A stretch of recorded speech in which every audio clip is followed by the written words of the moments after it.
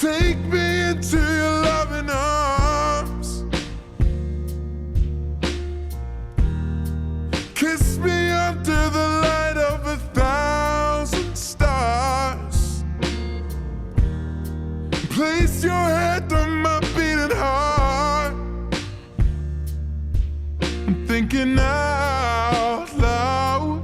Maybe we found love right where we are.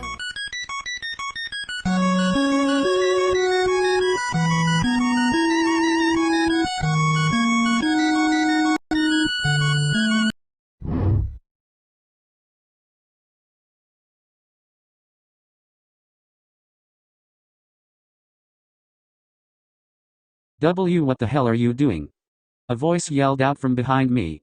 I swung my head towards the sound and saw a dark figure approaching. They pulled out a light and called my name. Oikawa. I recognized this voice. There was no mistaking it. It belonged to Iwa-chan. After what he did, I was afraid he was still upset with me. Maybe he wanted to hurt me like everyone else. I didn't trust anyone at that point.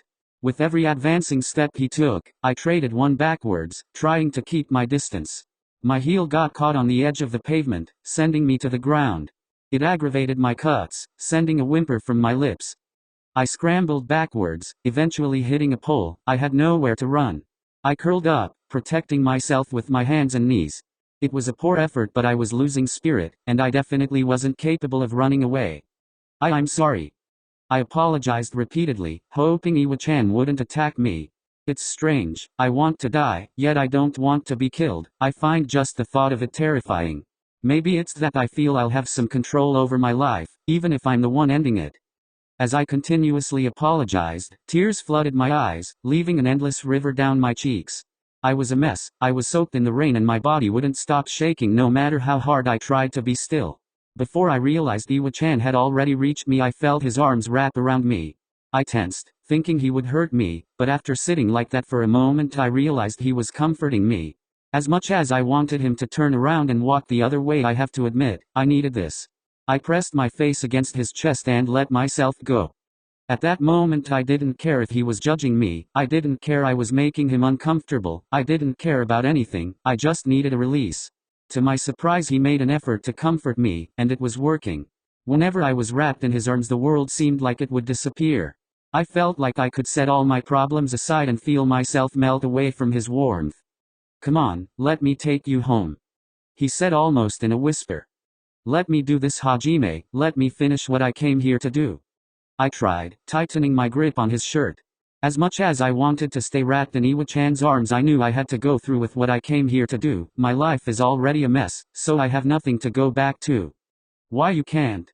I can't say it didn't surprise me to know that Iwa-chan actually cared, cause honestly I was pretty surprised. Why not? I asked, raising my voice. Think about all of the things you have to live for, think about all of the people who would be sad if you took your life. I would have laughed, but I wasn't capable of doing so.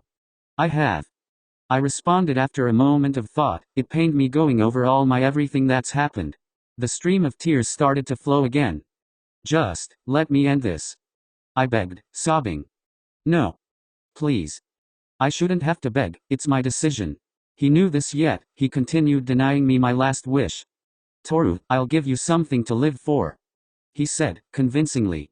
My heart skipped a beat hearing those words, but as much as I wanted to believe him, I knew I would never live a happy, or even normal one at that, life.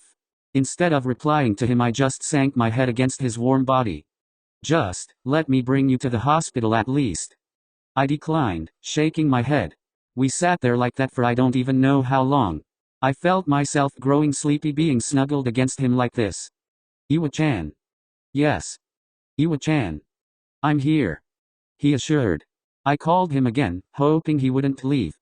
The soothing motion of his hand on my back was comforting. I found myself drifting off to sleep. I woke up in Iwa-chan's arms, being carried into his house. I had no idea what was going on, but I didn't do anything. I just laid against him and shut my eyes. Everything was still too much to handle. I brought you something to eat, in case you were hungry. Iwa-chan announced, returning to the room with a plate. Should I leave it over there? He asked, nudging his head to the nightstand in the corner of the room. I didn't say anything, I just reached my hands out. He placed it in my hand and sat it on my lap. Hunger was eating at my stomach, so I wasn't able to pass up the meal, no matter how bad I was hurting. I ate while Iwa-chan sat at his desk on his laptop. Iwa-chan. I called out. He turned around in his seat with a curious look. Yeah. I started to speak, but nothing would come out. He waited patiently as I collected my words. I didn't. I had no part in anything that's been happening around school. I said, trying to clear the tension between us. As much as I didn't want to speak, let alone to him, now was the best time to be upfront about everything. I swear it on my life. I continued, hoping to convince him. Of course my life didn't mean anything at this point though. Then why did Elaine say you were responsible? Was it a misunderstanding? It upset me that he couldn't see past Elaine's little charade. We both know that's not true. But I still don't understand why she said that. She knows I'm innocent. I began thinking to myself. What were you doing in my locker? He questioned suddenly. Nerves shook my body, as I knew I had to answer him honestly. I lifted my head for my eyes to meet Iwa-chan's. Iwa-chan. Hajime. I like you. I really like you. I murmured, feeling heat rushing to my cheeks. He looked shocked. No surprise there. It was better he hated me knowing the truth rather than hating me for something I never did. That being said, my nerves were trying to get the best of me. Elaine knew this, so she offered to help me. I explained further, filling in the holes of the story. Help you? With what? He asked, leaning in closer. I didn't know what to say. It took a moment before I replied. Help win you over. I said, lowering my head. It was too hard telling him that to his face. She told me to leave a letter in your locker. She also told me that you would appreciate it if I washed your football uniform. I'm guessing it was also her who pushed me into you in the halls that day, when I knocked all of the school awards and trophies from your hand. I explained in a flat tone. Toru. I'm sorry. Toru, I'm so sorry. He apologized again, with a look of dread on his face. It was a little too late for that, my life was already torn into small pieces. I turned away from him, not having anything more to say. I need some air, he said before exiting the room. I sat up in Iwa-chan's bed for a while, with my mind blank. Before I knew it, I was falling asleep. I was so sleepy I just laid over, wrapping the cover around me. It felt as if all of the heat had been pulled from my body, so I wrapped myself tightly. Even then I was still cold. The smell of the covers and pillows was soothing, it smelled like him. Sometime during the night I woke up. I sat up in the bed, scanning the dark room. My eyes landed on a shirtless Iwa-chan sleeping in a chair beside the bed. I felt bad that I inconvenienced him by falling asleep in his bed. My mind was raring to get lost in a sea of thoughts, but I was still too tired for it all. Instead I just laid down in the soft, warm sheets and drifted off to sleep once more. Morning arrived, and when I opened my eyes, Iwa-chan was nowhere in the room. I rubbed my eyes and sat up in bed. Just as I realized I was half naked, Iwa-chan walked in. My cheeks lit with embarrassment and I shut my legs tighter than two pistons smashing together, hoping to cover myself, but in the end I only made it look like I was fully unclothed, as I was covering the only thing that made it look otherwise. I brought you breakfast. Iwa-chan walked over to me with a warm smile. My stomach felt light and bubbly. This wasn't something I was used to, breakfast in bed. It reminded me of the days during the school trip. I would give everything to wake up to a morning like this every day. Iwa-chan sat the tray of bacon, eggs and toast in my lap, and took a seat beside me on his bed. The redness blaring on my cheeks did not subside. If anything, my blush became more prominent. How was your night? Did you sleep well? He asked, leaning backwards with his arms and hand propped against the sheets of his bed, his gaze still fixed on me. I nodded shyly as if it were the first time he'd spoken to me. I'm sorry for falling asleep on your bed. I didn't mean to make you sleep in a chair. I apologized, looking down at the delicious-looking meal sitting on my lap.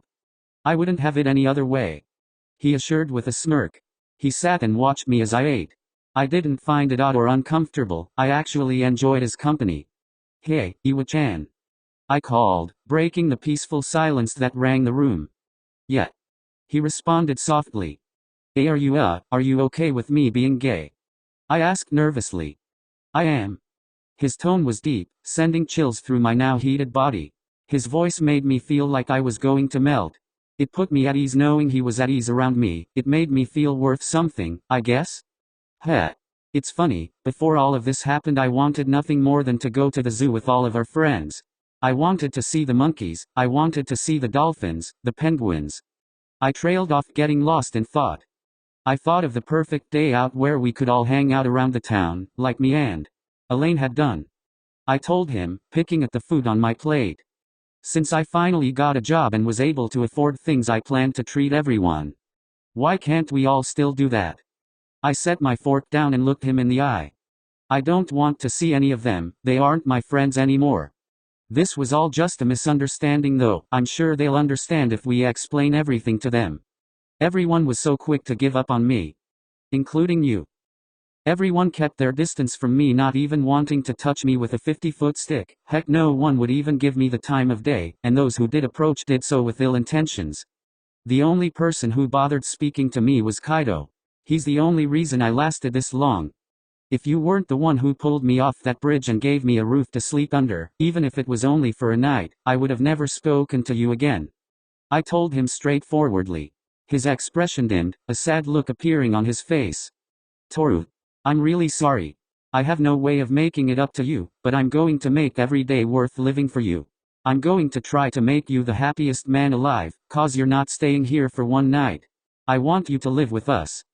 I was feeling emotional hearing his words, as bad as I was feeling they actually gave me hope.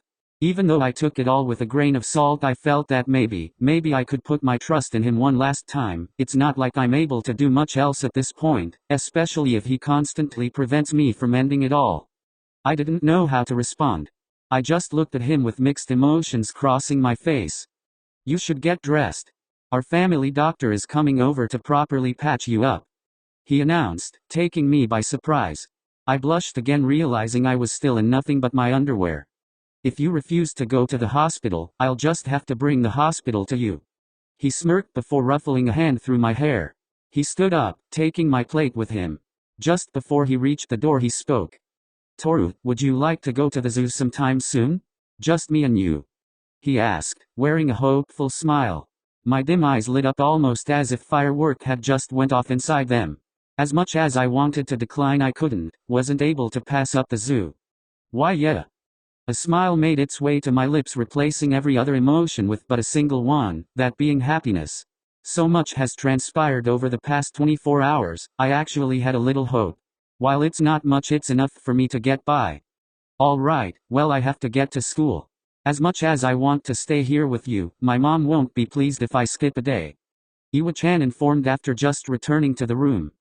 Promise me you won't try anything when I'm gone, he said, gripping the frame of his bedroom door. I didn't respond. Promise me, Toru. I'll try, I murmured, not meeting his eyes. A frown crossed his face. I don't know why, but it made me feel guilty. Are my actions really affecting him this much? Does he actually care about me as much as he makes it seem? Iwa-chan left, and the doctor he had mentioned showed up. Darby came to the room to make sure everything was going well as he patched me up. It would have been painful getting all the stitches, but he gave me numbing medicine. There was little small talk between us, but nothing important. His manner of speaking was very kind and polite. He didn't bother asking how I received the cuts and bruises, which I was grateful for. Everything went well and the doctor told me to get some rest. He gave me a bottle of painkillers before heading out. The numbing medicine made me tired, so I eventually fell asleep, cuddled against Iwa-chan's covers. A few hours passed by the time I opened my eyes. The sunny blue sky had faded into a dim gray one. I carefully stood from the bed, wiping my eyes. I walked over to the window, only to realize it was raining. The feeling of being inside such a cozy house while it's pouring out was very comforting. Seeing the rain after yesterday was pretty downing though. I was getting a little bored hanging in Iwa-chan's room, so I decided to explore the house a little. Darby and Iwa-chan seemed okay with me being here, so it couldn't hurt to walk around, right? I stepped out into the hall still in Iwa-chan's oversized clothes. The sweatpants fit, the shirt however was baggy, hanging below my hips. I walked over to Kato's door but remembered he was still in school. Instead I made my way downstairs into the living room. A wonderful aroma caressed my nose as I reached the bottom of the steps. I heard noises coming from the kitchen. It sounded like something frying on the stove. I crept over to the kitchen and the wonderful smell. As I looked around the corner, I saw Darby standing next to the stove frying vegetables of all colors in one of her cute frying pans. I guess I wasn't as quiet as I thought, cause she heard my approach and turned to meet me. "Oh Toru dear, how are you feeling?" she asked as she strode over. I'm feeling a lot better actually. I think the sleep helped," I answered, feeling a little shy. "That's wonderful. I was just cooking up something for everyone to eat. Of course the others won't be back for a while, but I figured you might be hungry soon, so I started early," she said with pep. She was thinking about me? The only other person who's ever done this for me was Iwa-chan, and Sandra more recently, so it was a little unusual. "You really don't mind me staying here?" "Not at all. You're a great kid, so it's an honor to have you," she replied, complimenting me. I was feeling a tad bit bashful to say the least. The cozy interior, the food being cooked on the stove, the rain outside, it all made me feel giddy inside, like when I was a kid. Every day was a blessing to me. I truly had the perfect life. That obviously didn't last. This atmosphere was the closest feeling to home that I felt since actually being home, and I don't mean that rundown apartment my father made us move into, the one before that, the one where my grandparents would come over and visit. "Make yourself at home. The food will be ready soon," she said with a warm smile. To my surprise, a natural smile worked its way onto my face. "Thank you, Iwaizumi-san. Oh, please call me Darby." I nodded, still with a smile on my face. I turned around and headed back into the living room. They had so many cool things here. There was a large sofa sat in front of a flat-screen TV. There were vases and decor along the sides of the room. This place just screamed expensive. I turned to the sofa and took a seat. I felt like I was being swallowed as I hit the cushions. I melted with comfort. I didn't really know what to do while waiting for Darby to finish cooking, so I just relaxed on the sofa. A few minutes of silence passed before I heard Darby from the kitchen. "You can watch TV if you'd like," she voiced loud enough for me to hear. I did as she said and turned on the TV to kill some time. It's been so long since I've watched TV that I'd almost forgotten how to operate it. A plate being set in front of me snapped my attention away from the TV. Darby finished the meal and shared me a plate. It looked like a vegetable stew without the broth. All the different colors made the dish look very presentable and appealing. "Thank you, Darby," I said, expressing my gratitude. "You are very welcome, mister," she responded before disappearing into the kitchen once again. I lifted the plate and took a bite. It was tasty, very tasty. The crispy and saltiness had my taste buds excited. I ignored the TV while I ate. I was still pretty exhausted after what happened yesterday. My body hasn't recovered yet, which would explain my appetite. The sofa sank, startling me. It was Darby. She took a seat beside me. I noticed she'd made me a cup of tea. "I'm sure I can speak for everyone when I say we all want you here. But, well, I'm afraid I'll need to know what happened yesterday before we can keep you here. It's not that I'm curious per se, it's just, if any accusations are made against us, one being illegally harboring a child, whether it's against their will or otherwise, I need to know what happened so we can be prepared to take legal action. I'm still in the dark here, and have no idea what happened to you. What about your parents? Where are they? Do they know what's going on? I need to be informed so that I know where to go from there." Darby could be very serious when she wanted to, which came as a surprise to me. I didn't expect this side of her. "You don't have to tell me now, you can do it when you're ready," she said sweetly. I stopped her as she was about to stand up. "No, I'll tell you now," I said, preparing myself. I took a deep breath, knowing I'll have to tell her everything. "Well, you see, I sighed after a long pause. I'm gay." I could tell she was surprised, but she did her best not to show it. "When I told my parents, my father became very hostile towards me. Every day his beatings would get worse, which scared my mother off. It's only been me and my father living under the same roof for the past couple of years. His aggression towards me never ceased, it only became worse. I've always had trouble making friends cause of this, so when I finally did, it felt like my life was changing, getting better, until everyone turned their backs on me for something I didn't do. Yesterday I wanted it too, and I intended on taking my life, but Iwa-chan, I felt a wave of tears approaching.